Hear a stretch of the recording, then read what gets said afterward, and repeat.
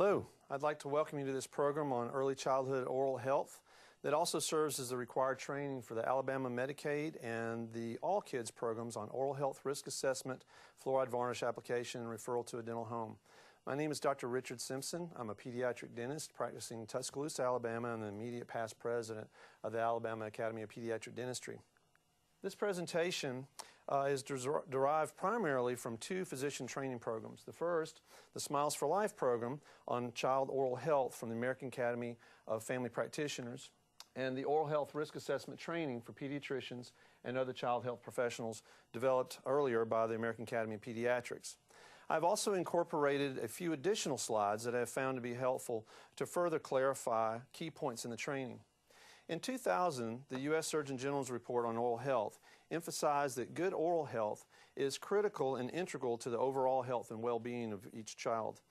It also called dental caries in children an epidemic with significant health and socioeconomic consequences, and recognized the substantial research and literature that supports early access and intervention as keys to prevention. Pediatricians, family practitioners, and other healthcare providers for children can have a major impact on health outcomes for children because of the opportunities for early intervention. They see children early and regularly in their first couple of years of life. Pediatricians and family practitioners are experts in providing anticipatory guidance, parental education, and prevention strategies. Much of what's discussed during well child visits has an impact on oral health as well, to include things such as nutrition, feeding habits, fluoride sources, and trauma prevention. What we want to do is add additional skills to your repertoire in recognizing early oral disease, providing preventive measures, and emphasizing the importance of referral to a dental home. Pediatricians and other healthcare providers can advocate for children's health issues and oral health as a part of overall health. In 2003, the American Academy of Pediatrics released an oral health policy statement entitled Oral Health Risk Assessment Timing and the Establishment of a Dental Home. The AAP has since updated this twice. Currently, the American Academy of Pediatrics, the American Academy of Family Practitioners, the American Dental Association, the American Academy of Pediatric Dentistry, and the Academy of General Dentistry all now recommend a risk assessment be performed by 6 months of age, and that each child have a dental home within 6 months of the eruption of the first tooth and no later than 12 months of age. So what does a risk assessment entail? Well, later on in this presentation, we will go over in detail a caries risk assessment tool in chart form that simplifies things for the practitioner.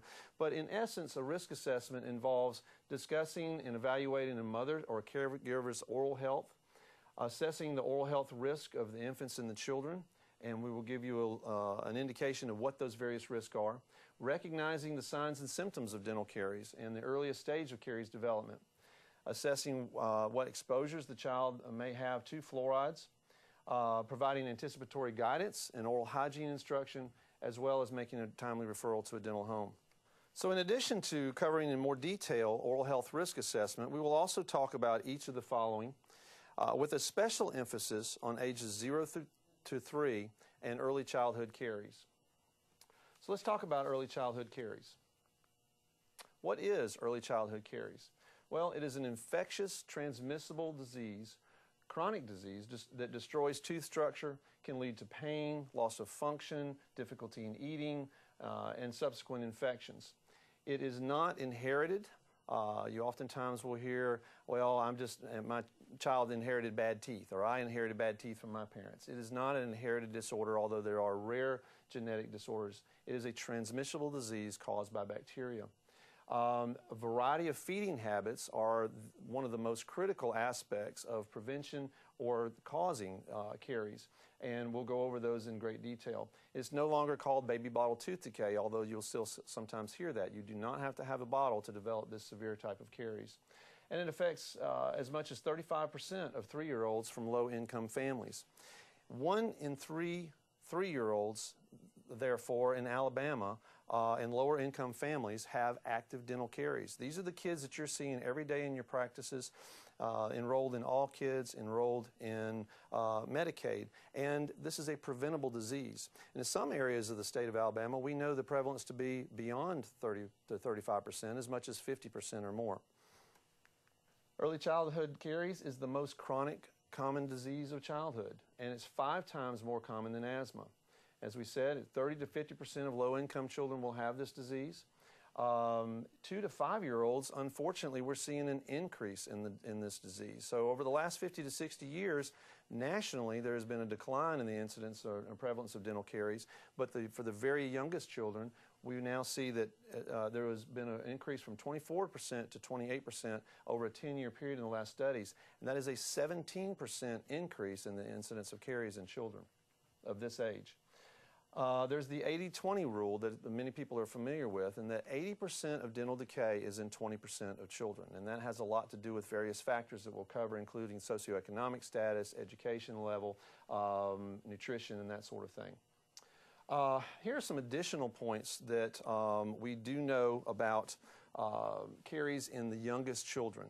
80% of teeth will go untreated if a child is living in poverty. Now, in the state of Alabama, I know we've made some significant inroads with the various programs that we've implemented and through All Kids and through Medicaid, but due to a variety of reasons, due to access, due to education, we know that most children that have decay will not receive all the care that they need. Children that develop decay at a very young age will continue to develop decay at a rate more than twice as fast as children that have not developed decay by age 3. So our focus needs to be in an area where we are trying to get our children to age 3 as caries free.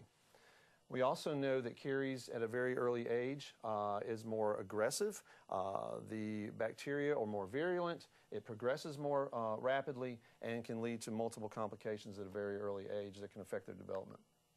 So this is a Venn diagram that demonstrates the multifactorial aspects of the development of dental caries. Now, simply stated, you have to have a susceptible tooth exposed to a pathogenic bacteria in the presence of a substrate, most commonly simple sugars. But there are many variables involved in each of these 3 components. For instance, with the tooth, how mature is the tooth? When teeth first erupt in the mouth, the enamel is not as mature as it will be later on. It incorporates fluoride in particular and other minerals and strengthens over time. What are the fluoride components in the tooth? How much fluoride does that tooth have in the enamel to provide resistance? What's the morphology of the tooth? Some teeth are more susceptible to decay than others due to anatomy. For instance, the grooves and pits of the chewing surfaces of the teeth. The tooth, if it has developmental defects that we'll show in just a little while. Also the location of the tooth. Teeth on the lower anterior are much less susceptible to decay because of the saliva flow and the tongue protection versus those that are in the upper anterior. And then also nutrition. As the infant was developing, were they premature? Did they have nutritional stresses that caused defects to develop in the teeth as they were forming? In regards to the bacteria, the strep mutans is the primary bacteria causing decay, but how much strep mutans is there in the mouth? How virulent is it? Do we have fluoride being exposed onto the teeth on a daily basis? These bacteria do not like fluoride. Fluoride in the plaque that forms on the teeth inhibits the ability for the bacteria to utilize the substrate or the sugars and process those and release the acid. So there's variables related to the bacteria as well. And then the substrate. What is the saliva flow like? How long is the sugar in the mouth? How often is the sugar in the mouth? The hygiene in the mouth. Then how often are they getting exposures to the types of sugars that can cause these problems? And what we do know is that the bacteria are acidogenic. They like acid and they produce acid. So we can change the makeup of the oral flora prior to age 3 significantly simply by reducing the amount of bacteria that are in the mouth through good hygiene. Reducing the frequent exposures to the substrates, and creating an environment that's, as we talk about with the parents, that's friendly for the good bugs and not friendly for the bad bugs.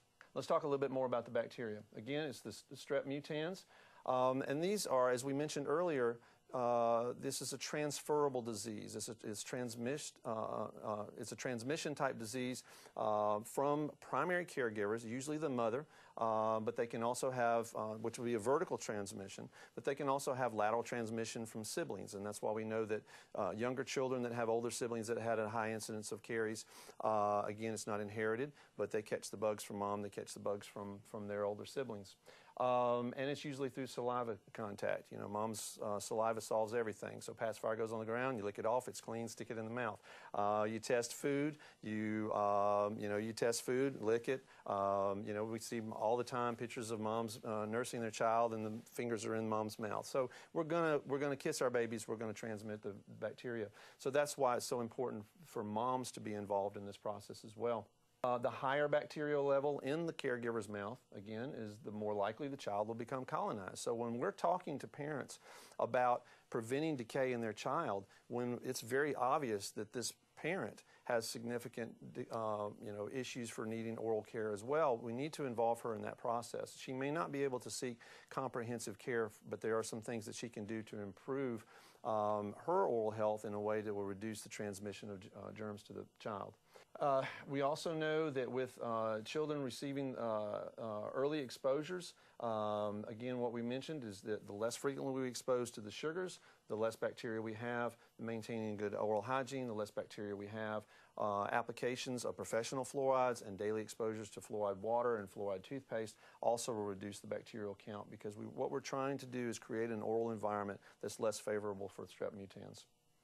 Now let's talk about the sugars or the substrate. And this chart is a great illustration of what we see, unfortunately, so much these days with children. And we really, the research and our experience is that the increase in very young children, I think, is a direct correlation to the change in dietary habits that we have for children these days. It's rare that you see a child walking around with a sippy cup with water. It's usually juice or Kool-Aid or other types of drinks.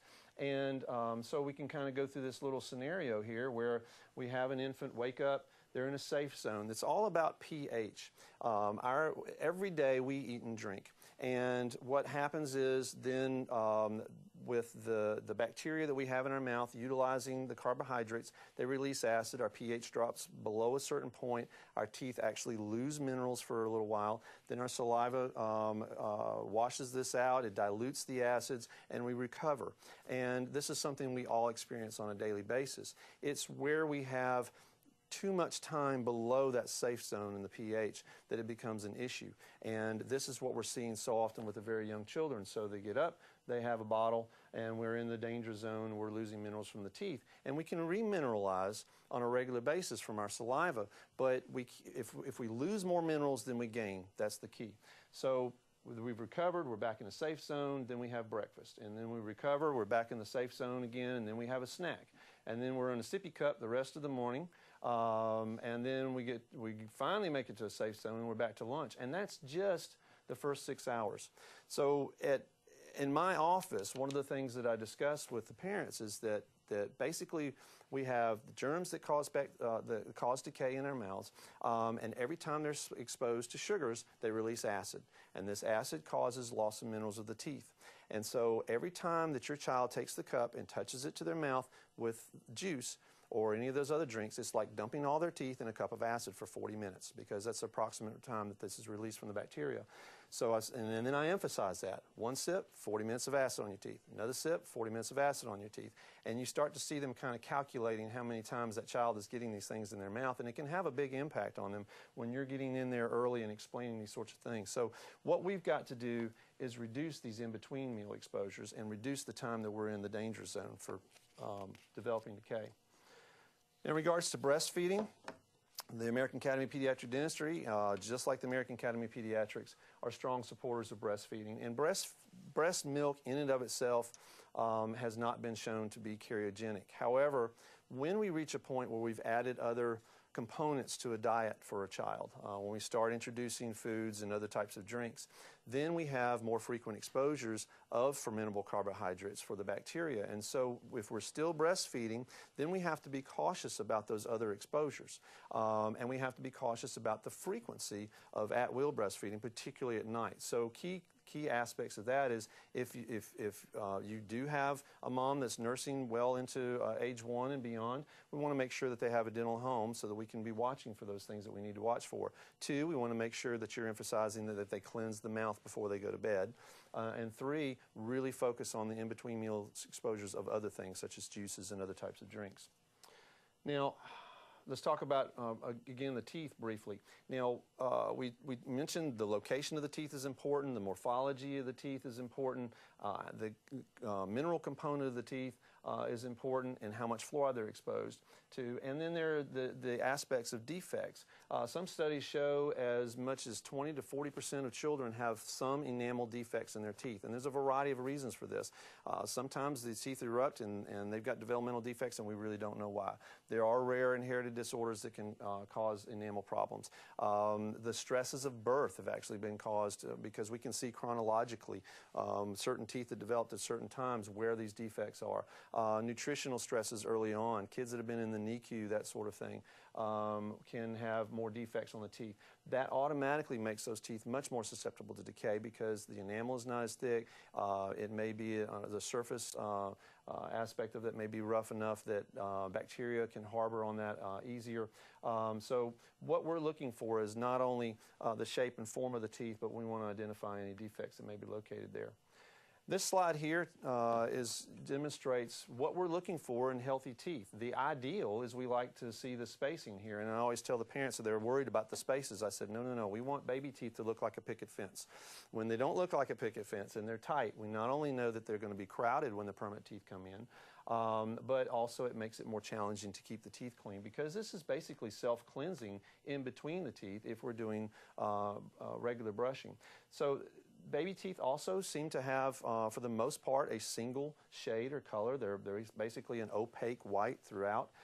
That's why a lot of parents, when the permanent teeth come in, get kind of panicked that they're yellow, but there's a transitional shade differential on those teeth versus just the solid white. And we should see nice, tight, pinkish gums against the teeth. Now, what we're looking for very early on when we're doing an oral exam in the development of decay is changes in color and patterns, not just holes. I always describe to parents that decay, dental decay, is not holes, it's not cavities. Cavities is a consequence of the process. Decay is a process.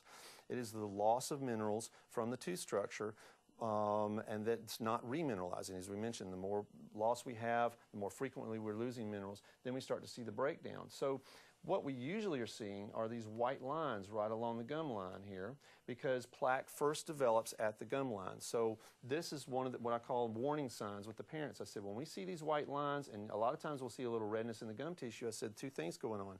Gingivitis, because we're leaving plaque along the gum line and the body's trying to fight the germs, but at the same time, each time that plaque is exposed to food and drink, there's a release of acid. And if we were to look at this underneath the microscope, the surface is intact, but underneath it starts to look like a sponge. We're losing minerals from under the tooth surface, and by the time it reaches this point, we could have 30 to 40% of the minerals lost out from under that. And then what happens, it begins to cavitate. As it weakens, then it breaks down.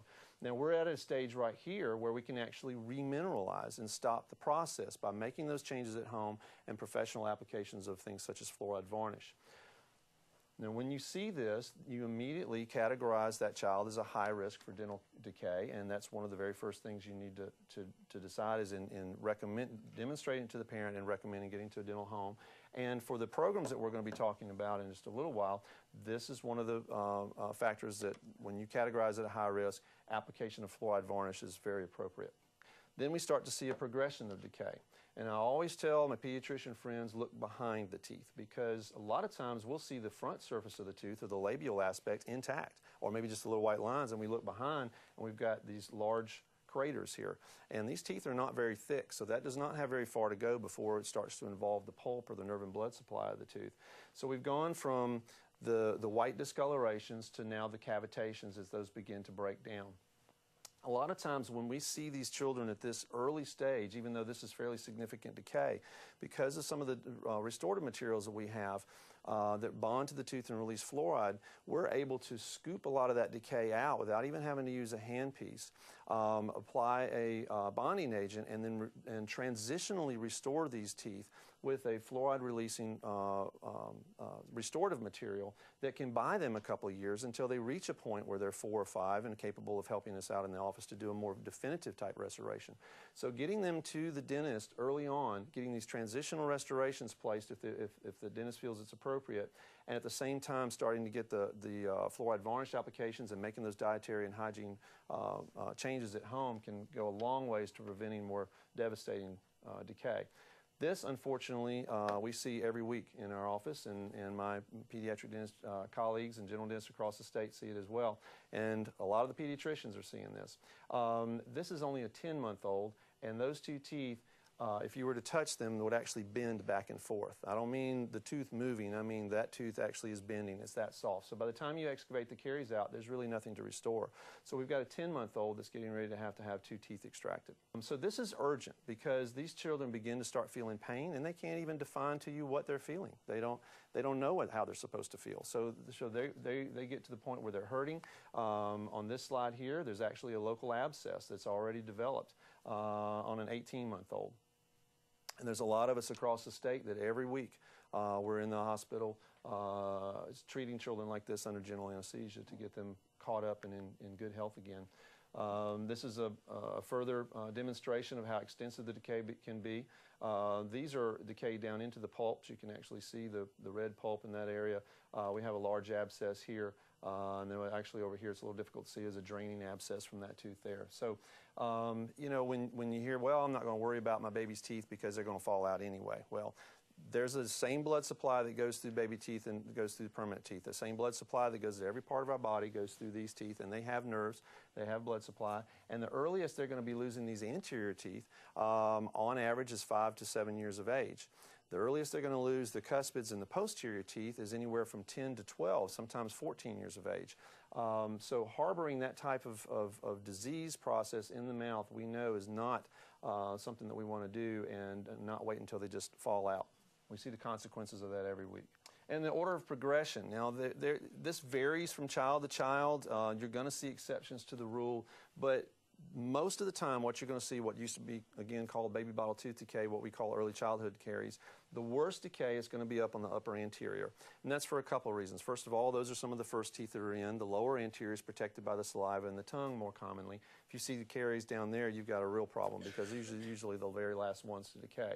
Also, because we will see the kids with the sippy cups all the time, when you actually see how that's held in the mouth, the materials from the cup are held against the teeth by the tongue. A lot of times they're using this cup as a pacifier and not as a source of fluid. So if it's water, it's not a problem. But any other substrates there that have carbohydrates can lead to this rapid breakdown. And so the tongue is actually holding this material against the teeth.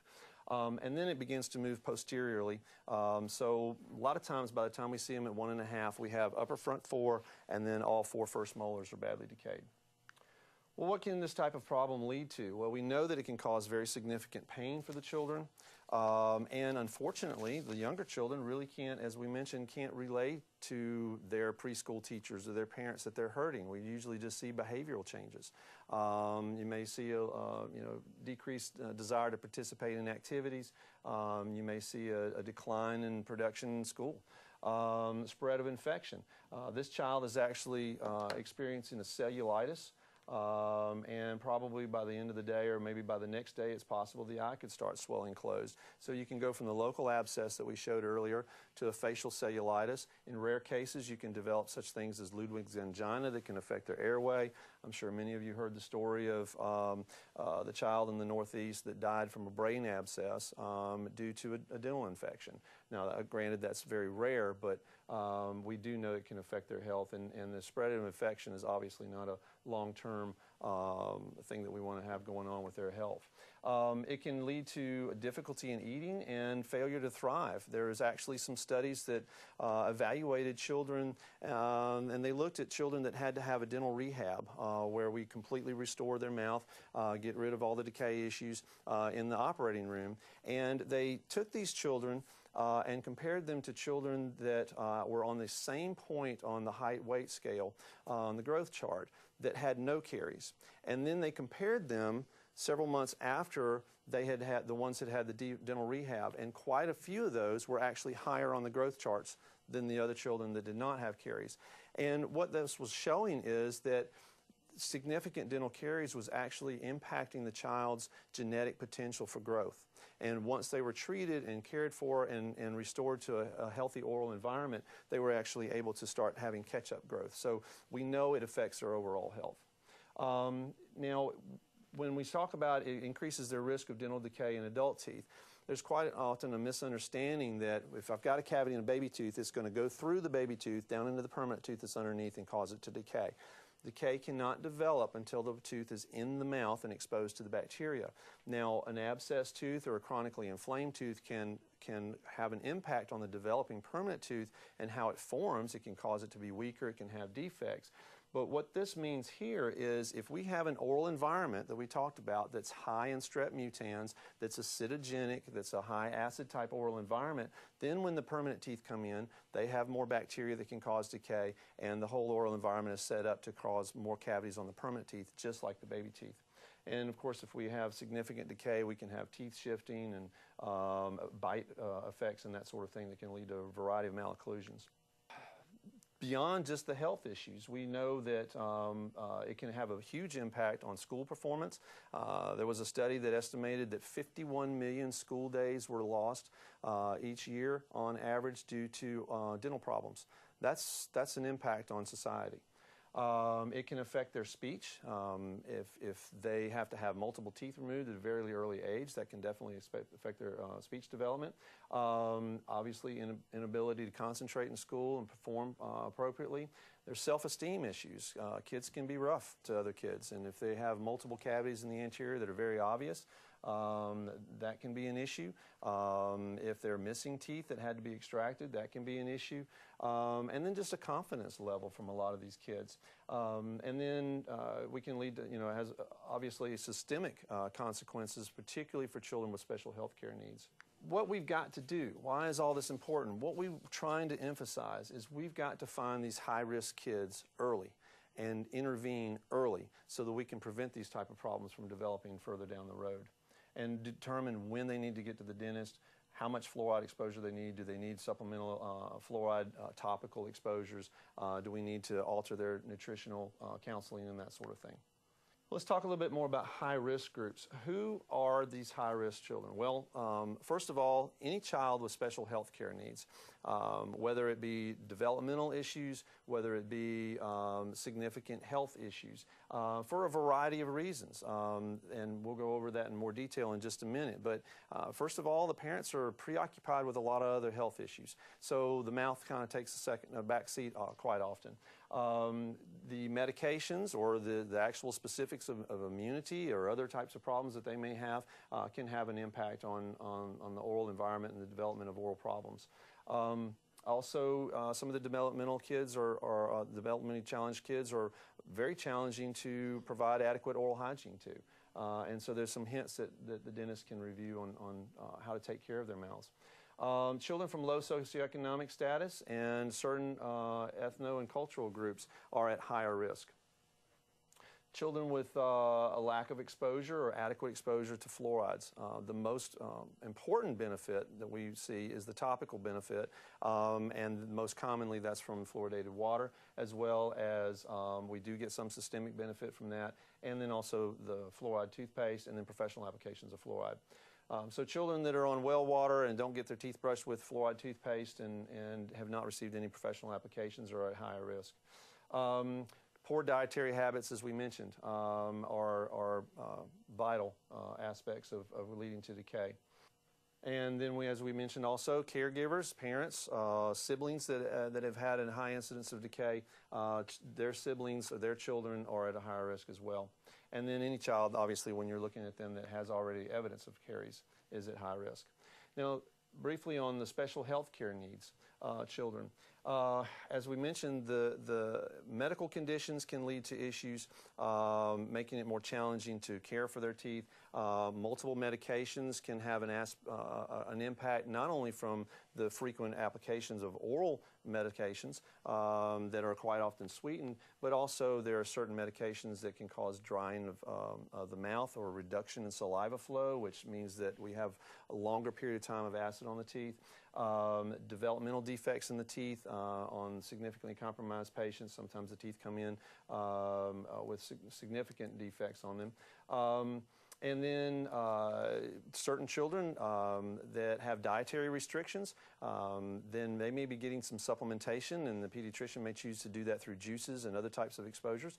And so then that can increase their caries susceptibility as well. And as we mentioned earlier, children that are on multiple asthma and or certain asthma medications and allergy medications may have decreased saliva flow. Also, the breathing treatments that are done quite often right before bed can cause more acid exposures to the mouth, and so we want to be able to see if we can get that, a little earlier in the evening, or, 45 minutes to an hour before bed, and then have them rinse out with water. So we know that those children are a little bit more susceptible. Again, low birth weight babies, preemies, often have defects on their teeth.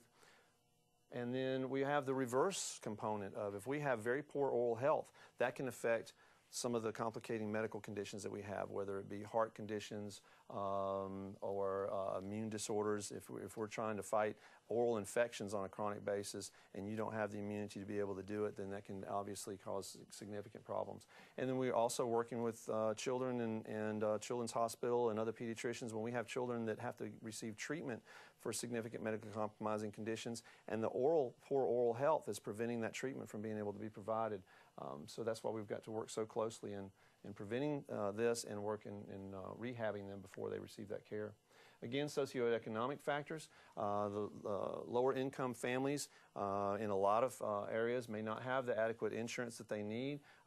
Thankfully, we have kids that are covered by all kids, covered by Medicaid in the state. But we, again, have moms that do not have adequate dental insurance, and so their oral health may suffer as a consequence. There's a low education level most commonly, and so the understanding of the process of decay, of disease prevention, of the importance of maintaining good hygiene and good oral health is definitely a factor. Access to transportation, access to facilities in the area. Or not having facilities in the area. If you're in a rural community, there may be only 1 or 2 dentists for the entire county. Certain cultural aspects and ethnic groups. We know that Native Americans have the highest caries rate of anyone. As much as 75% of children have caries in Native American populations. We know that there's a disproportionate caries prevalence in Hispanics and African Americans, even taking out the aspect of low income. And then dietary practices and feeding practices.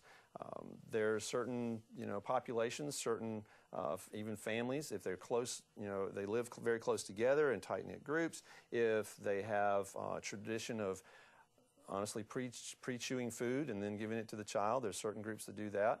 First time I saw that in my residency program, I turned right back out of the cafe and decided I wasn't eating lunch then. But I hear it quite often from some of the rural areas in Alabama. When a child is colicky, you give them sugar water, and that actually can calm the child down, but obviously lead to a whole variety of other issues. So some of the the family traditions can be an issue as well in cultural environments. Some Hispanic populations have a much higher acid type diet. And so we just need to be aware of that, and we're involved in counseling. Okay, so you've decided, all right, I get it. It's important that we evaluate a child, that we do a thorough oral examination, and we do a risk assessment. So what is that going to actually entail?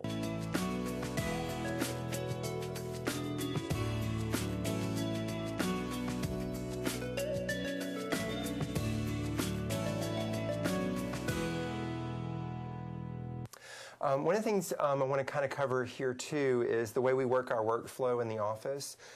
We determined that one of the best ways to make sure that we were capturing at least every child once was to make sure that this was a routine part of the 9-month checkup. And so we do it on every 9-month-old. A lot of our children make it to the dentist by the time they're 1. And so we don't have to worry as much about our older kids, although it is totally okay to do the fluoride varnish up to 36 months of age. We were finding that to stock all of our rooms was really expensive, and we were not going through enough fluoride varnish fast enough to use it before it expired. And so we have a central location where we put our fluoride varnish. And then that way it gets onto the patient's chart as it goes to the room instead of being stocked in the rooms. You can get your mirrors and your varnish from any of the medical reps, Patterson Dental, henryschein.com, and McKesson, the dental rep, not the medical rep. And you'll probably want to experiment with pricing. This whole pack right here costs about $1, $1.50. Our nurses take them out of the box, put them in little sandwich Ziploc baggies, a little snack bag, so that they can be clipped to the chart to be put in the room, and that way it's all together. You also want to have some gloves, which everybody should have in their doctor's office, and then the gauze for drying the teeth. And that's a 50-50. What you've seen so far is the gauze help you kind of keep a position on the mouth, and they can help dry the teeth so that the application goes better. But sometimes it may not happen, like the last time we were working with a child's teeth, and he opened his mouth really well, and we just painted him. Or other times you may have very limited opportunity, very tight time constraints where you have a happy child. Now, one of the things you want to have is, if you don't have an EMR template, you want to have your questionnaire, your oral health risk assessment. Medicaid requires that this be filled out. We want to make sure that we ask all of our good questions. Now, have you had any cavities before? Yes. All right. And do you have a dentist? Do you go see the dentist? I do. Okay. All right. And you're a big guy, so you're probably all in sippy cups and cups now, aren't you? You haven't used a bottle in a long time. That's for your baby brother. And let's see, you're a healthy young man, and you don't have any special health care needs. And when you drink water, does your water come from the tap? Tap water, that's really good. It's got fluoride in it. It helps make your teeth nice and strong. All right, we haven't varnished your teeth before. And you brush your teethies. You scrub real good. Mom and Dad should get in there once or twice a day to help really scrub those teeth, especially before bedtime, okay? All right, and if you'll have him turn around and face you, and his legs can go on either side of you, and then he's going to lay his head straight back into my lap. Okay. All right, here we go. And you sit close to Mom, and then we're just going to lay straight back this way, okay? Okay. Here we go. Awesome. You did great. I'm going to have you lick my mirror, okay? Licking this mirror makes it not fog up so bad, okay? So we're just going to lick the mirror, and then we're going to get in here and take a look. Open, open. Oh, nice. Look at those beautiful teethies. And if you have an extra set of hands or a room where you can put things down next to you, you can use your flashlight while you're looking too, but we got such good light in this room, I'm getting a really good view. Beautiful teeth. Those are gorgeous. Plenty of good spacing. You've done a nice job, young man. These are gorgeous teethies. Real quick, here we go. Gonna paint the top teethies. We want to get back here and get these molars since we've got time. Especially in these older kids, the closer to 3, the more molars they have, obviously, but they also are more likely to get food caught in those molars. We want to make sure that those are nice and well protected.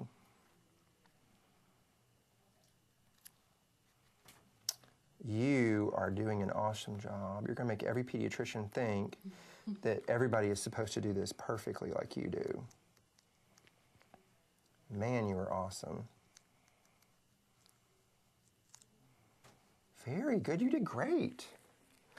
For billing, once you get certified and Medicaid has checked you off and said that you are capable of doing this now, that'll open up the V72.2 code, and then you bill the D1206 and the D0145. The D0145 can only be billed one time. That's for the initial oral exam, and then subsequently you can do the varnish every 3 months, up to 3 times in a calendar year, to help protect kids' teeth until they go to the dentist.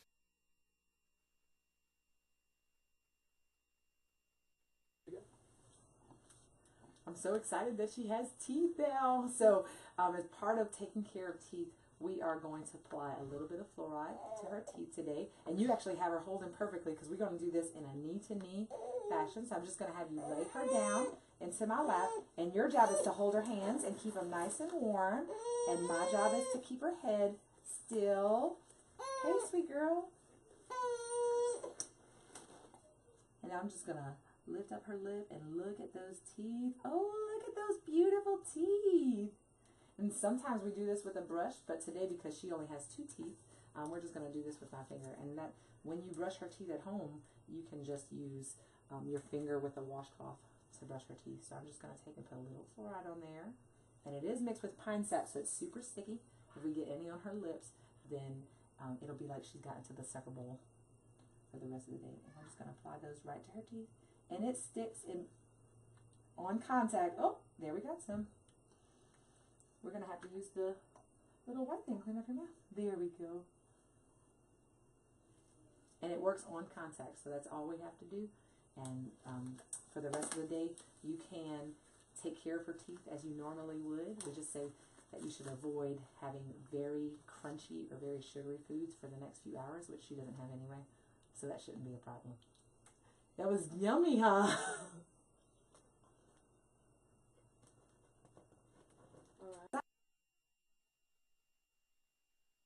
Stop, just like that. She's the one who gives us lollipops at the pharmacy. Hey, today we're going to show Mama how to take care of your teeth.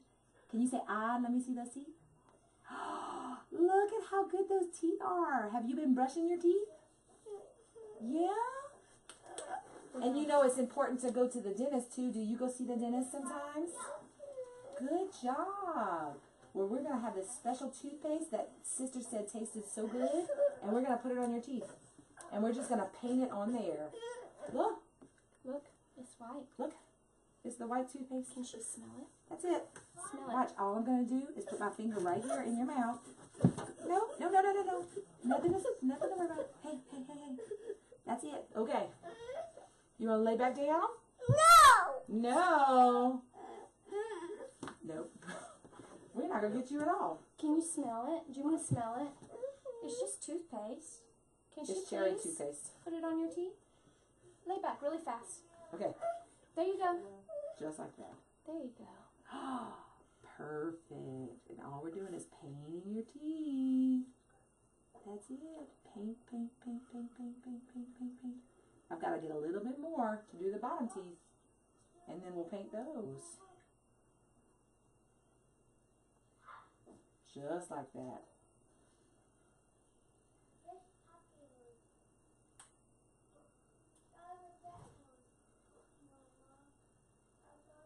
I ran out. I need a little bit more for the last two.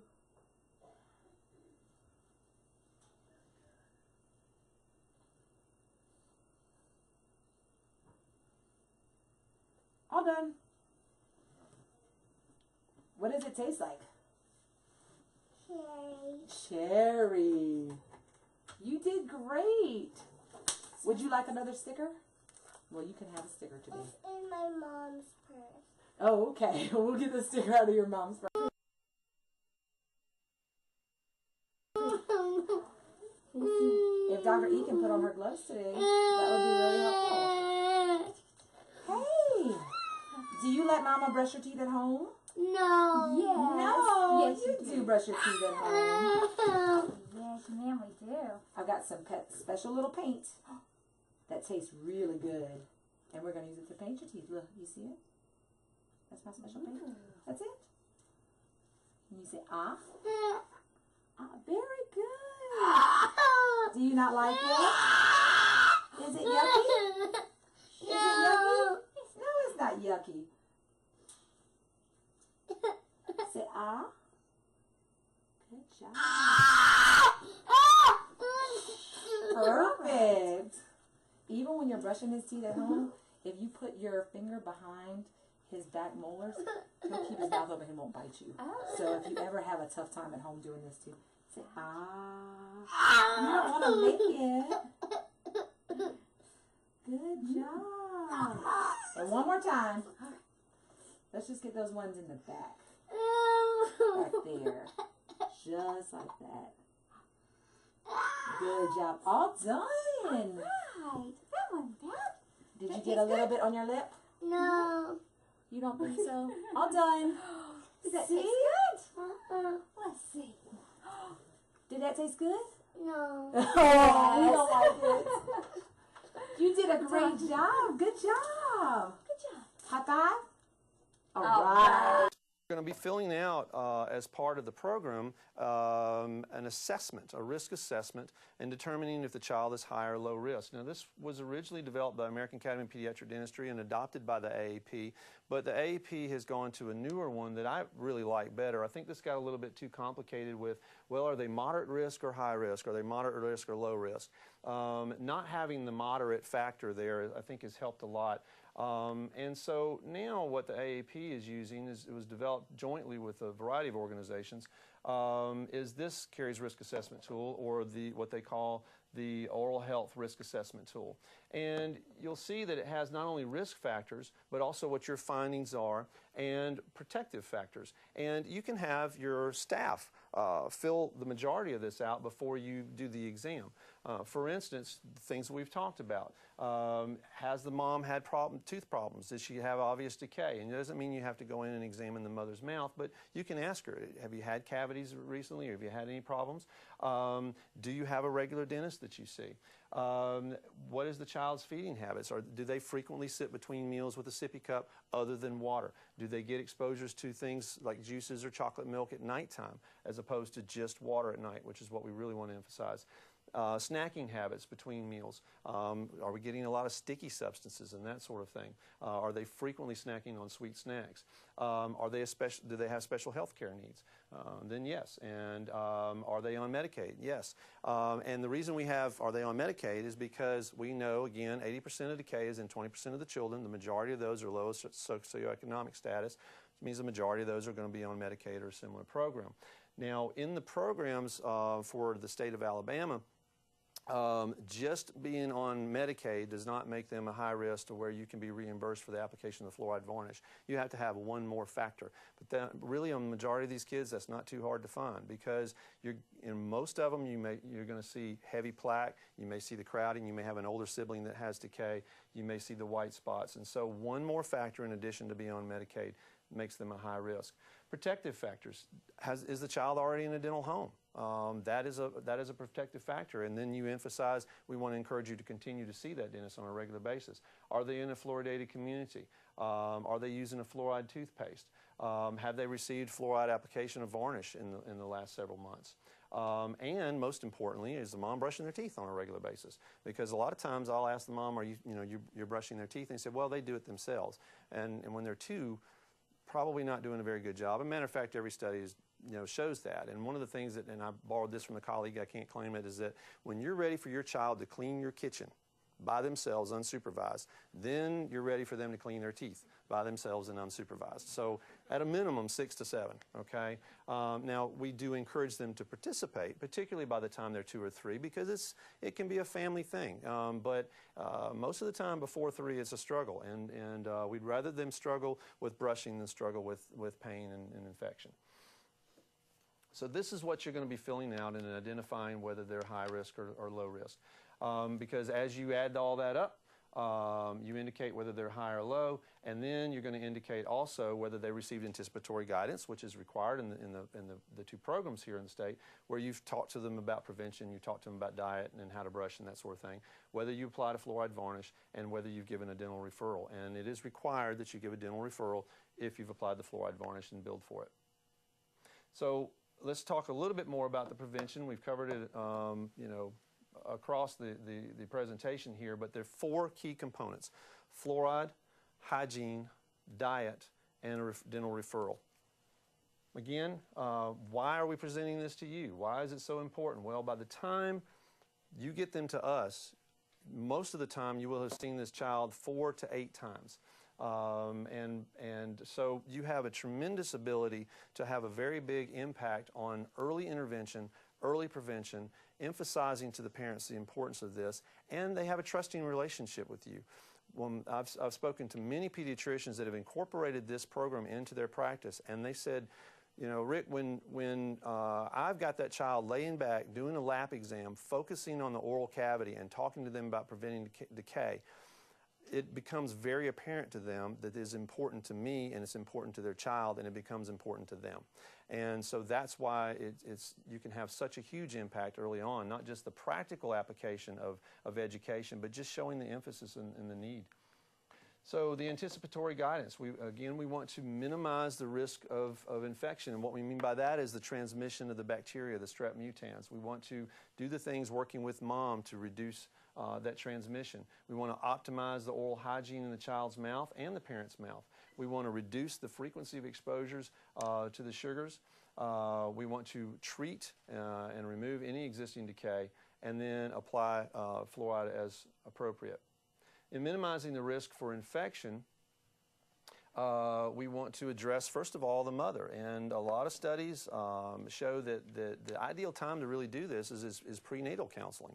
There are plenty of programs and information out there about saying, Mom, we want you in the best health possible. Yes, you can get dental care when you're pregnant. We encourage that. Not only is it important for your overall health, but it's also important for your infant's health. Significant periodontal disease has been a factor in increasing the chance of premature birth. And then if the mom has very poor oral hygiene and then is transferring these bugs to the child by the time the first tooth comes in the mouth, then we know we've missed a window of opportunity there. And then we want to explain to them how this all develops and how they can prevent it.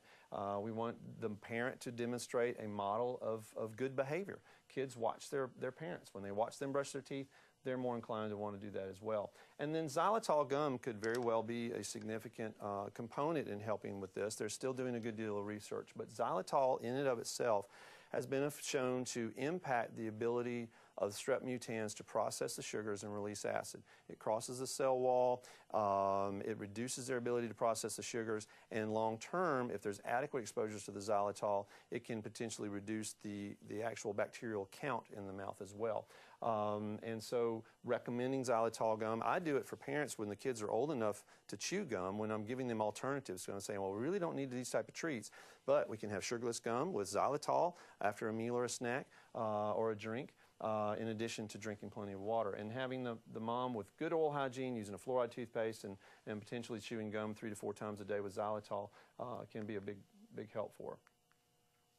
Now, how does fluoride have of an impact? Fluoride is extremely helpful in a variety of ways. First of all, as we talked about with the demineralization of the tooth, fluoride is incorporated into the enamel structure of the tooth. And so when the acids are exposed each and every time we eat or have a drink with any type of sugars in it, then we have this demineralization. But they're more resistant. The enamel is more resistant to that when there's adequate fluoride in the enamel. It enhances remineralization. So as the minerals come out and then can go back in again, then we can reincorporate fluoride into the tooth structure. This is one that many people aren't aware of, but it actually inhibits the metabolism of the bacteria, the strep mutans. Earlier I mentioned that if we have even plaque that has fluoride in it, it inhibits the ability of the bacteria to metabolize or process the sugars. And so that's why we don't have to do an extensive cleaning of a 1-year-old's mouth before we apply the fluoride varnish. We just wipe the teeth off and apply the fluoride varnish, and it works through the plaque. And then there's the systemic effects. Those are not the greatest benefit, we now know. But as fluoride is swallowed, most commonly with fluoride water, and then also some fluoride toothpaste that's swallowed from the younger children, then it's incorporated into the developing enamel of the permanent teeth. But it's the topical benefit each and every time we sip on the fluoride water that's the most helpful. And then where are our primary sources? Well, there's fluoride toothpaste, water fluoridation, the fluoride varnish, which is a professional application of a very concentrated fluoride, or other forms of fluoride in the dental office, including gels and foams. And then fluoride mouth rinses, but we don't really recommend that until the child is older and can safely expectorate. And then those are the topical benefits. That includes the water fluoride. And then there's the systemic benefits, which is both swallowed toothpaste younger than age 3 and water fluoridation, and possibly supplementation, although that's not used near as much now. Again, systemic fluoride, this is the fluoridated water systems. We love to have all of our water systems fluoridated. Typically, it's into the 0.7 to 1 million parts. And if they are on a public water supply, there's references that you can check to see if it's fluoridated. Bottled water, a lot of parents and families are now using the bottled waters, and we don't know which ones are fluoridated and which ones aren't. And so I encourage them to use the city water system, but if they are on a bottled water, we definitely want to make sure that they're using a fluoride toothpaste as well. And then if they're on well water, then there are certain areas in the state that actually have natural fluoride in it at an amount higher than what's recommended for fluoridated water systems. And so if that's the case, and if you want to know whether they're getting adequate fluoride, then you would have to test that. And that's really something that we've gotten away from as much because of what we call the halo effect that I'll go over in a second, as well as the swallowed toothpaste in these very young children. So that leads me to this chart. We all see this chart when we're in dental school. Most pediatricians see it as well, as if they're at this age and we've tested the water and it has this amount of fluoride in it, this is how much we want to give them. Well, again, if you'll remember, the greatest benefit of fluoride is the topical benefit, not the systemic. And so these supplements are usually in a liquid or a tablet form. It's in the mouth one time and then it's swallowed. That's not the greatest benefit, because if you just did that at the same time you brushed your teeth, you've gotten basically the same amount of fluoride on the teeth. And then you've got children under the age of 3 that we know swallow a certain percentage of the toothpaste that's used. So then how do you calculate? Then we have what's called the halo effect. A lot of formulas are manufactured with fluoride water, so we don't know how much they're getting there. A lot of kids go to preschool and they're drinking water that's in a fluoridated system, and then they go home to the well water. So even in the dental schools now, they're really not emphasizing the supplementation so much as the fact that these very young children, we want to make sure that they are getting two key things. One, fluoride toothpaste, and the recommendation is now from the eruption of the very first tooth. But what we're talking about and what we teach, and we'll show it in just a little bit on the hygiene, is a smear up to about age 2.5 or so. Just kind of rub it into the bristles, and then no more than a small pea size after that, because we want that topical benefit twice a day. And then we also want the fluoridated water, which gives the topical benefit, but we also want the professional applications. So if they're getting the professional applications in fluoride toothpaste, and even if they're on well water, generally not prescribing the supplements. If I feel that that child needs more fluoride once they're in my dental home, then I'm going to prescribe a concentrated topical fluoride, not the systemic. Briefly, we need to touch on this because this is what everybody's worried about. This is what parents are worried about, and rightly so. Fluorosis is a staining, a speckling of the teeth. Sometimes you'll see brown pitting in the most severe cases, what we call snow capping, that sort of thing.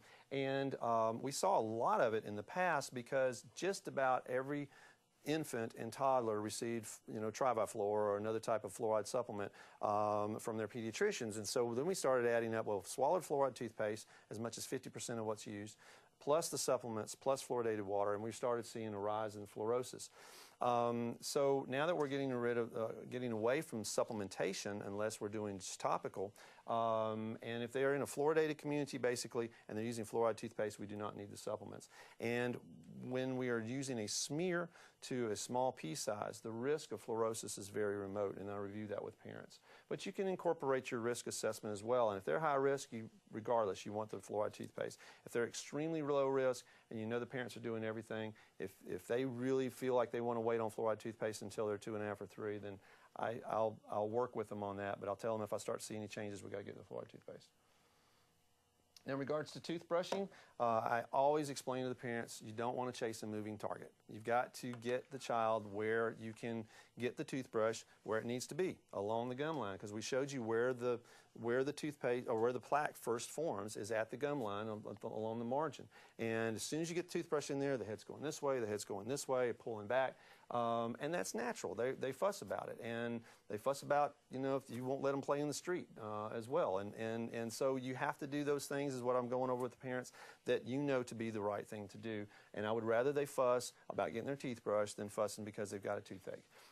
So the lap position, if you have help, holding the hands here, laying in the lap, getting the lip up out of the way, brushing all along the gum lines, moving the cheeks out of the way. If you have to, get the open button and then brush behind the teeth. This works great, and for the younger ones, if they don't have help, single parents or one of them's at work, then for the younger ones, you can actually sit them in the lap, and I describe sitting in the lap, having a washcloth and a toothbrush with you, and holding their head against your shoulder, and you can move their lips out of the way, cheeks out of the way, brush a few teeth, wipe their mouth out, brush a few more, and you don't have to be near the sink and sitting over there and kind of doing the whole wrestling match. match. And then when they're old enough, you've got a good squeeze with the legs. If you need to, you can wrap a towel around them. But the key is being able to visualize what you're doing and get into all surfaces of the tooth structure. How much toothpaste are we talking about? The first one is for the preschoolers and infants, and from when the first tooth erupts. And so we're talking about a little dab and kind of rub it into the bristles. And then by 2.5 years of age, we're talking a small pea size. Thankfully, we're not seeing the toothpaste commercials we used to see where we saw the big Nike swoosh just about on the toothbrush with the toothpaste. The technique, again, we're looking at back and forth in small circular patterns. I always review with the parents that just one swipe across the tooth is not going to take care of it. And some kids is a little more tenacious than others. So it's 3 or 4 passes on each and every tooth, both in the front and the back, behind, and on the chewing surfaces of the teeth. In regards to the foods, I'm not a big fan of the lists of, well, we can have these and we can't have these, because it's very confusing at times, and everything that's on the can have just about, except maybe water and a couple of other things, still have carbohydrates in them. The key aspects of this are the frequency, the number of times it's in the mouth, the duration, and what the sugars are. If it's a complex carbohydrate versus a simple sugar, okay? And then there's certain types, categories that I really emphasize to the parents to avoid, and that pediatricians can do the same thing. It simplifies it, because you start getting on a list, it just becomes a big blur to them. So what we want to try to do is just look at the patterns and what it is that we're consuming. We want to avoid, as we said, frequent snacking, particularly of things that are higher in sugars between meals. We want to avoid frequent sipping, and that's the biggest problem that you're going to have as pediatricians, is seeing this use of the sippy cup like a pacifier. They fall down, they get upset, they get a cup. They're tired, they get a cup. For whatever reason, we've gotten to the point where we're consuming these things all day long. So if it's water, that's fine. But every sip, again, we've got the exposures to the acid. So we want to emphasize between meals water and milk. And then if we get juice or something else, have that with the meal. So it's the timing that we do, because if you add it at a meal, you already have the carbohydrates of the meal, so you're really not adding anything else. And then staying away from the sticky and types of foods that stay on the teeth for a long period of time, because obviously it supplies the sugars for a more extensive period of time. Don't eat right before bed and after the nighttime brushing, and water only at nighttime. So the stories that I give to the parents are in regards to the diet is water only at nighttime, between meals water, occasionally white milk. If they have juice or something else, have it with a meal. And let's avoid 2 key things. Sour, because it means it's very high in acid, and kids are popping Skittles in the mouth by the time they're 1.5 or 2 years old, and I hate to hit just Skittles because it's any of those sour candies. But anything that's sour is very high in acid, so it immediately starts to cause a demineralization of the tooth structure, weakens the tooth structure. Then you have the acid release of the bacteria, and I'm seeing a significant increase in erosion and caries. So water only at night, water and milk between meals. If they have something else to drink, have it with a meal. Avoid the sour and avoid sticky. And if you do that, you don't have to give a whole list of types of meals.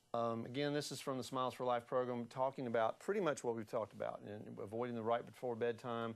I don't see sweetened pacifiers too often anymore, but as they transition to a cup, we want to emphasize if they have something in the cup besides water, you sit down, you drink it, you're done with it, you go back to the water again. One of the things that we talk about is wolfers and gulpers versus sippers and nibblers. And, well, my son's got 6 cavities and my daughter never gets them, and we have the same diet. And I said, well, is one of them a wolfer and a gulper? And they're like, what? I said, well, they eat it down really fast and they go do something else. Yeah, that's him, the one with no cavities. And how about the sipper and nibblers? Yeah, she's really picky. She's a little bit here, a little bit there. So it's the frequency again. So, that's why we want to focus between meals as much as possible on water. Or if they do, or they're one of those more frequent eaters, they're kind of picky, then really want to encourage water after that. Establishment of a dental home. This is the other key aspect of the 4 key components of prevention. There are a lot of things that we do, much of what we've talked about already. We're going to reassess their family history. We're going to reassess their fluoride exposures. We're going to evaluate comprehensively their oral cavity, find out susceptibilities, increased risk for developing decay, see if they already have decay, find out what the family history is regarding decay, apply fluorides as appropriate, particularly the varnish. When they're old enough, start doing simple cleanings. when it's appropriate, take appropriate x-rays and provide what care needs to be done. But having a dental home, and this concept came really from the AAP's concept of the medical home. You're in one location, you come to know the care providers, those care providers come to know you, your child knows you. The worst thing for me is when I've got a 3-year-old with a facial abscess coming in and they've never seen me before, or I have a 6-year-old that's fallen off his bike and he's never been to a dentist before. That's not your first visit that you really want to have. And it's not the first visit that a parent wants to have because they don't know who's taking care of their child. So if you've already established the relationship and the rapport, and very importantly, we can take a child that's high risk and maintain them and not have them develop treatment needs. When I get a high-risk child in and I see these demineralizations, we can remineralize them. We can get them to change the diet. We can get them to change the hygiene and may never actually have to treat them. If they don't get into the dental home, then the likelihood of progression of disease is much higher. We're going to touch briefly on some other developmental issues that you as a pediatrician deal with on a regular basis and questions you deal with. First of all, teething. The training for for pediatricians in teething tends to be very good these days from what I've spoken with, but we have to reassure parents that if they have a extended high fever, it's not teething. If they have other types of significant illnesses, it's not teething. What they're going to typically see is an increase in salivary flow. They're going to see some fussiness during the time that those teeth are moving, and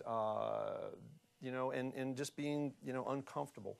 And one of the things that I review with them is some very interesting studies that have been done in that teeth move in spurts and we grow in spurts. And so quite often we'll have patterns of the child is very hungry for a while, they're really active, and then all of a sudden they're getting really agitated, they don't want to eat, and then boom, we got a tooth in the next morning. And so what I'll usually go over when the child is older, 5 or 6, and the parent's saying, yeah, they got this pain back here. I said, well, if it's teeth moving, it's usually going to be more in the evenings and nighttime when our growth hormone increases. And they go, yeah. And then I said, it'll usually be in the area where we can anticipate a tooth coming in at the time. So the children are going to go through some fussiness periods and some increased drooling, but if you've got high fevers and other types of problems going on, you need to get to the pediatrician to get evaluated. Things that make it feel better, coolness and pressure. And so I go over things like a cool teething ring, maybe kept in the refrigerator, not the freezer, cool, clean, moist washcloth, anything that they can put pressure on that area and coolness, it helps make them more comfortable. Acetaminophen, when they're old enough and if they can take it, that can be helpful. We want to avoid topical gels, any of the topical anesthetics for the very young children. It only lasts 6 to 8 minutes. It doesn't get to the source of the pain primarily, and it is now recommended by the AAP that no child under the age of 2 receive a topical anesthetic simply because of a rare blood disorder that it can cause. And this right here, sometimes I have parents come in panicked that their child's got a tumor. And what we're seeing is what's called, it's a misnomer, it's not really a cyst, but it's called an eruption cyst, but really what it is a hematoma. We have a tooth that's moving down, developing tooth is surrounded by a sac of tissue until it comes through the gum tissue. And so while it's there, as they put pressure on it, they bite on something, it can cause a little bleeding internally in that little sac of tissue, and it clears up by itself as soon as the tooth erupts.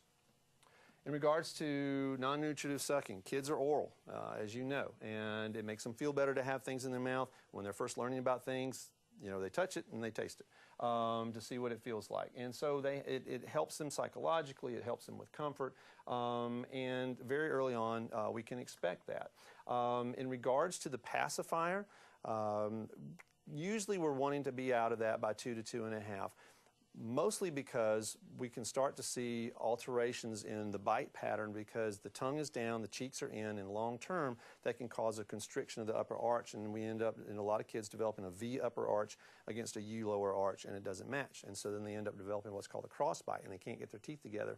The flaring of the upper incisors is more self-correctable.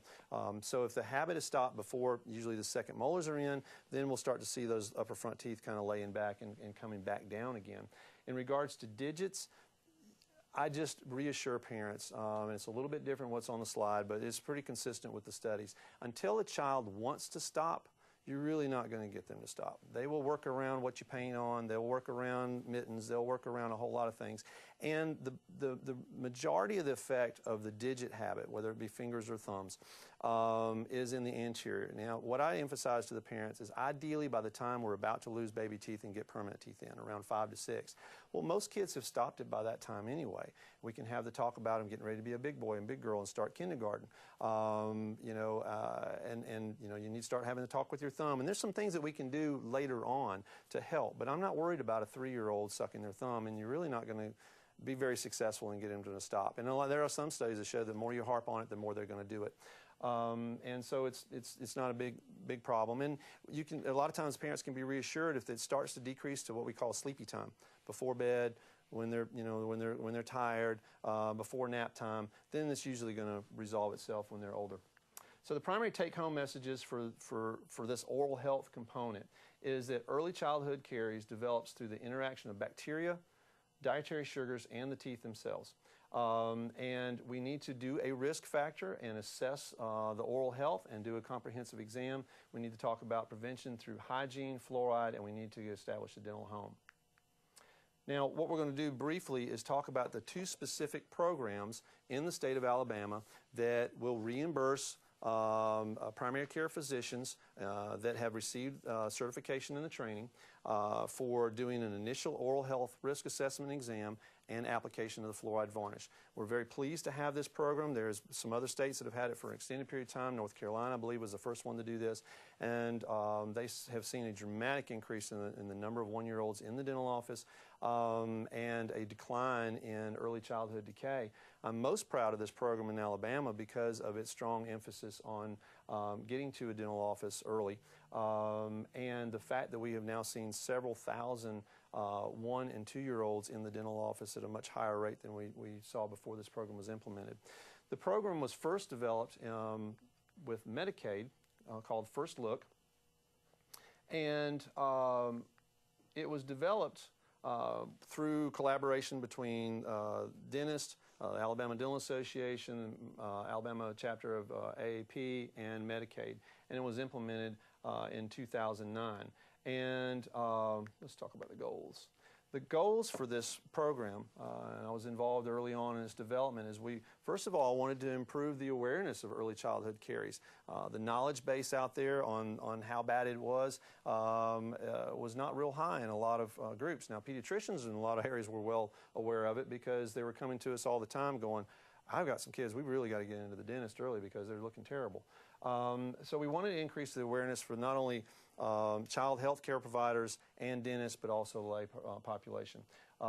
We wanted to be able to provide an increased avenue of providing early intervention and early education. We wanted to actually widen the provider base. Our intention and our hope was, and what we've subsequently seen, is the more pediatricians we have well-trained on oral health, picking up the phone and calling their local dentist saying, hey, I've got a high-risk 1-year-old that has demineralization on the upper 4 incisors, and I'd like for you to, to accept this patient. The more we have that going on, the more we were going to see more dentists taking these children at an early age, and we are seeing an increase in that as well. Providing anticipatory guidance, as we talked about, that was one of the key goals. Getting fluoride varnish, that was one aspect of this that we wanted to incorporate into the program because we know that early application for high-risk children of a fluoride varnish, which is a very concentrated fluoride that sticks to the teeth and releases fluoride for several hours, can significantly reduce the chance of developing dental decay, particularly if it's done on a regular basis. And we wanted to get them into a dental home. So who's qualified to participate in this program? Well, first of all, through Medicaid, you have to be a primary care provider that is in the Patient First program. I'm not sure if that name has changed since we've gone to the managed care system that we're developing, but basically you've got to be a primary care provider in the Patient First program for Medicaid to be able to participate. You must successfully complete this training and to pass the post-test at a level of at least 75%. The physician in your office must have certification of training before they can bill. You can have your staff take this training, which I highly recommend. You can have nurses take this training as well, but in order for them to bill, the physician themselves has to receive certification. What child qualifies? Well, first of all, this program is designed for the reimbursement is for 6 to 36 months of age. So you can do the comprehensive evaluation. You can bill the code between that range.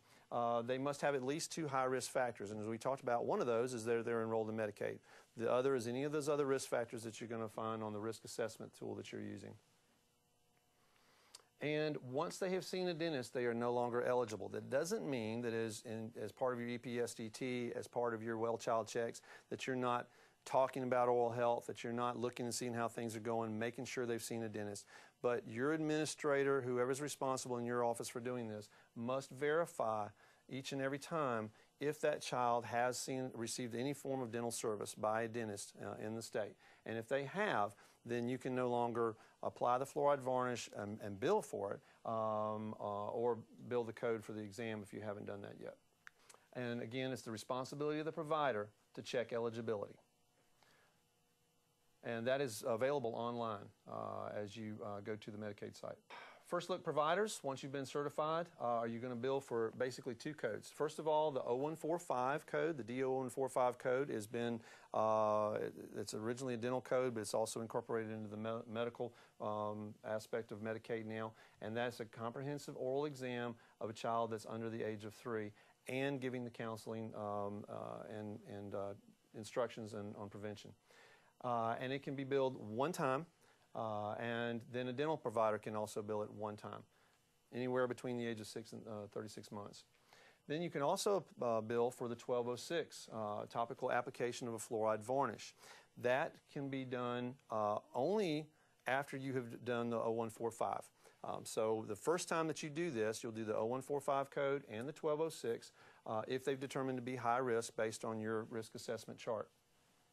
And it can be applied up to 3 times, billed up to 3 times in a single calendar year, no more than 6 before age 36 months. Now, hopefully by that time, they've already gotten to the dentist and you're not worried about that anymore. That's the goal. But there are some areas where it may be a little more challenging, and so each time you've determined them to be a high risk, you've made a referral, you've recommended that they get to the dentist. If they come back for a well child check, it's been more than 90 days. That's the other key. You can't apply it less than 90 days from the last time that you did it. And they still have not been to a dentist, and you still determine that they're high risk, you can reapply and rebill the 1206 code. There are specific billing requirements. You cannot, one of the things we were trying to avoid is having a dental day in the physician's office. If you want to have a day where you talk a lot about oral health, and set up a whole thing, then that's fine. But you can't do that to bring in a bunch of kids, do oral exams, and apply fluoride varnish and bill for it. The whole idea is this is part of the overall EPSDT that you're doing, the overall discussion and evaluation of the health of the child. And so it's done on well child checks as they come in. You and your administrator will, of course, understand these codes better than I. But the key is it's being done on a new patient or established patient during well child checks that they're coming in as part of the EPSDT that you're still doing for the child. What do you have to have documented in your chart? Well, you have to have that you've given anticipatory guidance. You have to have that you've done a risk assessment. You have to put in there that you've done the counseling for the parent and that you have made a referral to the dental home. Well, guess what? That one risk assessment tool that we showed you has every one of those little boxes on there. And that is available through the AAP, through AAP.org. You can download that, available online and through many different sources. And that's an ideal one to use. But there are pediatricians that are, with their digital charting may have other ways that they can do that as well. But I believe a lot of them are using that particular one. But those are the things that must be in your chart if you're billing these. And referrals. Once they've determined to be high risk, then you're obligated to refer them to a dental home, particularly if you're going to apply the fluoride varnish and bill for that. And if you have trouble finding a dentist in the area, then you can contact Medicaid and try to and ask to speak to a first care care coordinator that can help you with a referral. I know several pediatricians that have typed up a list. They've contacted their dentist in the area saying, hey, will you take my 1, 2, and 3-year-olds for evaluation? And what we emphasize with a lot of the dentists is you don't actually have to provide treatment if they don't need treatment. If you can maintain them and keep them from requiring treatment, then that's a huge help. And then if it's beyond the scope of your care and you feel like you need to refer to a specialist, then do that. But so what they're doing, a lot of these pediatricians, they're typing up a list. Here are the local dentists in the area that you can go to, and give that to them when they give them the referral. And then ideally when they're coming back each time, I see here on this such and such date we referred you to a dental home. Have you been to the dentist? And of course you'll check in eligibility on the website as well for Medicaid. And here are the 2 primary contacts if you have any questions in regards to the Medicaid First Look program. I'm going to skim through these very quickly in that the program is almost identical for all kids now. Again, the Medicaid program First Look was implemented beginning of 2009. A couple years later, all kids moved forward with this plan as well. And our goal was to have everything dovetail together so that if you were already a First Look provider, then once you sign up, you're an all-kids provider. If you weren't seeing Medicaid, but you became certified as an all-kids provider, then eventually you become a Medicaid provider, then you can do both. And not having different documentation that you have to do in your charts and that sort of thing. Again, it's a fluoride varnishing application and an assessment of the child by the pediatrician that will begin in fall of 2011, modeled after a Medicaid program. Same benefits, getting them ultimately to a dental home, prevention at an early age. Who are qualified providers for all kids? It's limited to all kids participants that are primary care physicians, pediatricians, and I believe family practice physicians, but if they're enrolled in the Blue Cross Blue Shield PMD program.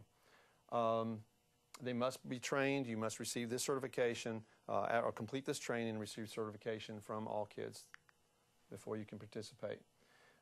Again, the requirements are identical. Participation in this web-based program, scoring at least a 75 on the test afterwards, and then apply for certification and receive that certification. The guidelines for all kids, it is based on, the reimbursement is based on their dental fee PPO plan.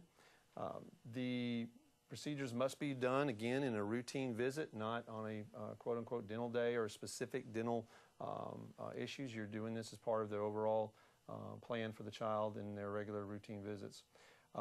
They are filed similarly with the same codes, 1206 and 0145. And I'll let you guys work through with the administration on the encounter claims and that sort of thing. Reimbursement guidelines are the identical. One time for the 0145 between 6 and 36 months of age, up to 3 times a year, up to 36 months of age for the 1206, no closer than 90 days apart. Once they've seen the dentist, then they are no longer participants in the program for reimbursement. And eligibility is identical as well. And if you file and you're denied, more than likely they've seen a dentist somewhere. And there's the program contact for all kids. And that ends the training for this particular program and for oral health risk assessment and fluoride varnish applications. I appreciate your time and your attention and the opportunity to do this. And again, there'll be some additional training through a video, and then you'll have the opportunity to take a post-test. Thank you very much.